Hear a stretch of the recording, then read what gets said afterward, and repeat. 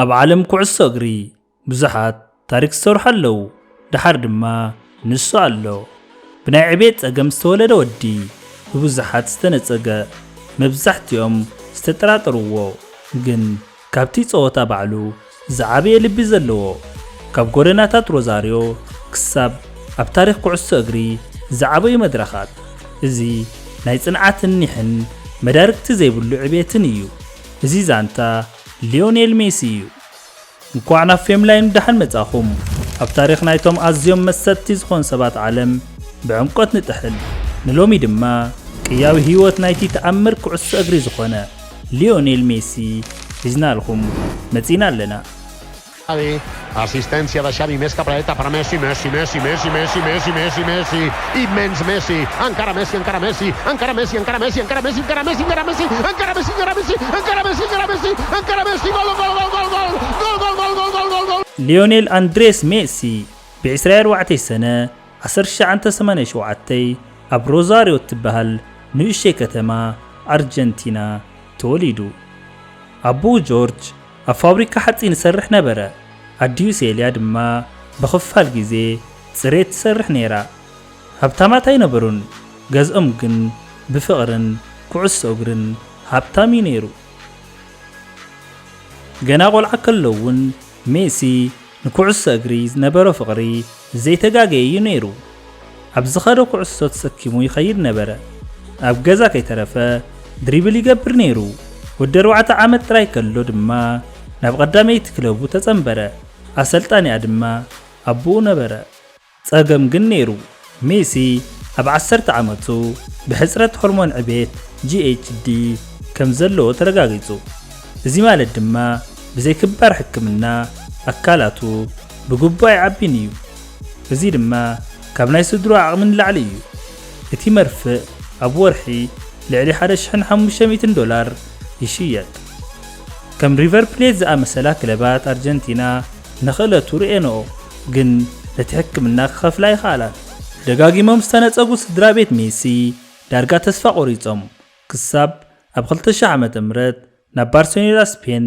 ህይወቶም ዝቕየር ጉዕዞ ዝገብሩ ብመንገዲ ምትእስሳር ክለብ ባርሴሎና ንሜሲ ሙከራ ሂባቶ ኣዝዩ ንፉዕ ስለ ዝነበረ እቶም ኣሰልጠንቲ ደንፂዎም ኣፈ ታሪክ ከም ዝብሎ እቲ ውዕሊ ኣብ ናፕኪን እዩ ተፈሪሙ ምኽንያቱ ግዜ ከባኽኑ ስለ ዘይደለዩ ሜሲ ወዲ 13 ዓመት ከሎ ምስ ኣቦኡ ናብ ባርሴሎና ብምኻድ ኣዲኡን ኣሕዋቱን ኣብ ኣርጀንቲና ገዲፉ ውሑዳት ክግምትዎ ዝኽእሉ መስዋዕቲ ፈጺሙ ናብራ ስፔን ቀሊል ኣይነበረን ሜሲ ስቕ ዝበለ ሓፋር መብዛሕትኡ ግዜ ድማ ንገዙ ይናፍቕ ነይሩ ኣብ ሜዳ ግን ጽሩይ ሓዊ እዩ ነይሩ ደቂ ጋንትኡ ኣብ ላማስያ ፍሉጥ ኣካዳሚ ባርሳ ፍሉይ ነገር ይዕዘቡ ከም ዘለዉ ይፈልጡ ነይሮም ኣብ 2003 ወዲ 16 ዓመት ከሎ ሜሲ ምስ ቀዳመይቲ ጋንታ ባርሴሎና ኣብ ምሕዝነታዊ ፀወታ ንፈለማ ግዚኡ ፀወታ ኣካይዱ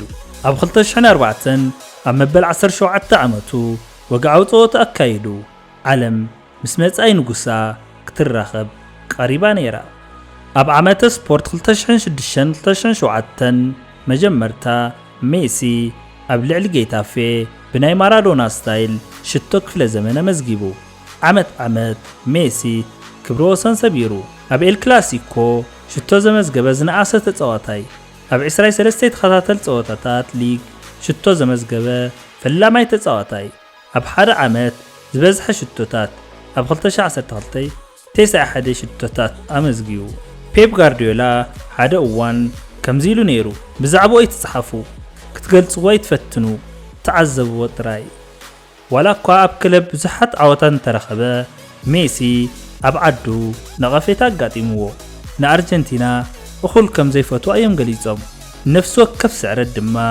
ይውቀስ ነይሩ ሜሲ ንዓመታት ሕልሚ ምሉእ ህዝቢ ኣብ መንኩቡ ተሰኪሙ ጸንሐ ኩሉ ተዓዊቱ ነይሩ ቻምፒየንስ ሊግ ባላንዶር ዋንጫ ላሊጋ ግን ሓንቲ ዝጎደለት ቁራጽ ነይራ ዋንጫ ዓለም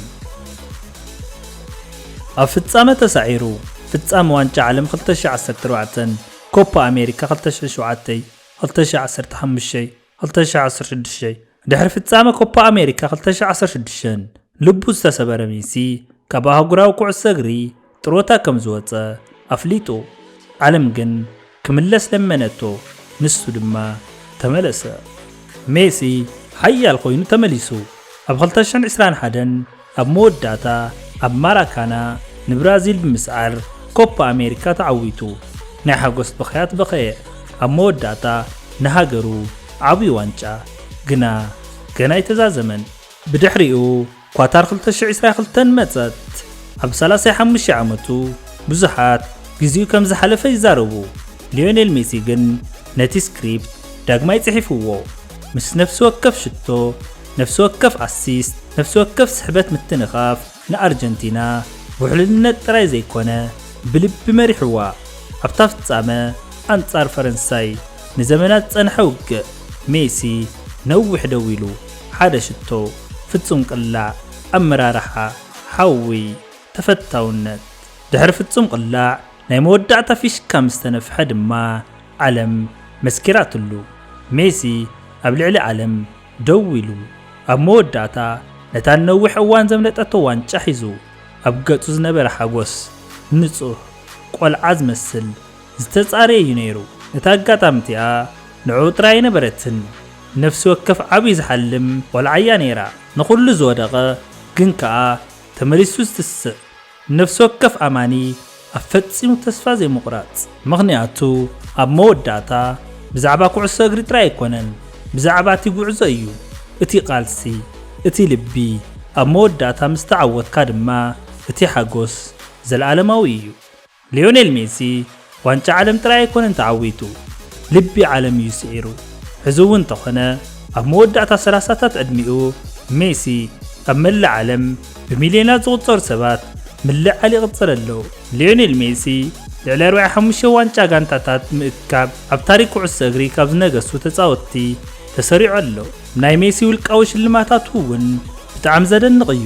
8 ግዜ ናይ ባላንዶር ተዓዋቲ፣ 8 ግዜ ብሉጽ ተጻዋታይ ዓለም ፊፋ፣ 6 ግዜ ናይ ኣውሮፓ ወርቂ ጫማ፣ 2 ግዜ ዋንጫ ዓለም ወርቃዊት ኩዕሶ፣ 2 ግዜ ወርቃዊት ኩዕሶ ኮፓ ኣሜሪካ፣ 1 ግዜ ወርቃዊት ጫማ ኮፓ ኣሜሪካ፣ 6 ግዜ ብሉጽ ኣመዝጋቢ ሽቶ ቻምፒየንስ ሊግ፣ 9 ግዜ ብሉጽ ተጻዋታይ ላሊጋ፣ 8 ግዜ ብሉጽ ኣመዝጋቢ ሽቶ ላሊጋ፣ 2 ግዜ ሎረስ ብሉጽ ስፖርተኛ ዓለም፣ ባላንዶር ድሪም ቲም 2020፣ ፊፋ ፊፍ ፕሮ ወርልድ 11 ዓመት ካብ 2007 ክሳብ 2023 እንተኸታታሊ 17 ዓመታት። ኣርጀንቲናዊ ብሉጽ ስፖርተኛ ናይዚ ዓመት 4 ግዜ። ኣርጀንቲናዊ ብሉጽ ተጻዋታይ ኩዕሶ እግሪ ናይዚ ዓመት ካብ 2005 ክሳብ 2023 እንተኸታታሊ 19 ዓመታት። ሊዮኔል ሜሲ ተጻዋታይ ኩዕሶ እግሪ ጥራይ ኣይኮነን፣ ንሱ ምልክት ተስፋ፣ ናይ ተወፋይነት፣ ናይ ፈጺምካ ተስፋ ዘይምቑራጽ እዩ። ታሪክ ሜሲ ከምዚ ምህረና ዓቐንካ ንዕቤትካ ይውስኖን እዩ።